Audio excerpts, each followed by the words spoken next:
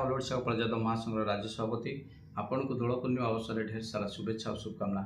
ओडिशा बसवास करथिबा कोटी ऊर्ध्व गोपाल भाई और भौणी मानू मो तरफ मो संगठन ऑल ओडिशा कलाजात महासंघ तरफ ढेर सारा शुभेच्छा और शुभकामना। दोल को धूमधाम रे पालतु, होली को धूमधाम रे पालतु, किंतु होली को केयरफुली टे पालिबे।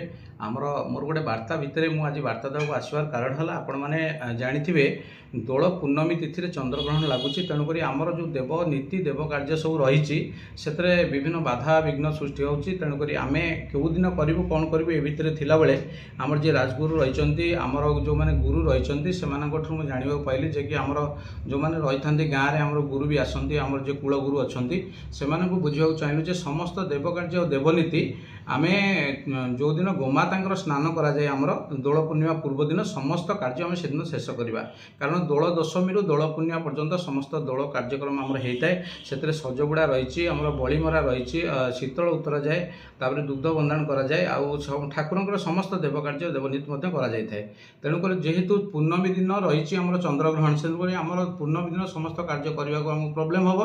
तेणुक पूर्णमी तिथि अनुଯାयी आम जेहेतु दोल दशमी रु दोल पूर्णमी भितर रही पूर्णमी तिथि दोल पूर्णमी दिन न कर आम से कार्यटा को आम आम गाई गाधुआ दिन रीतिनीति सहकार आम समस्त संपादन करें। आमर कुल पुरोहित जो जो कुल गुरु रही से वार्ता देती मो तरफ ऑल ओडिशा कलाजात महासंघ तरफ आपको आउ थे ढेर सारा शुभेच्छा और शुभकामना दूसरी।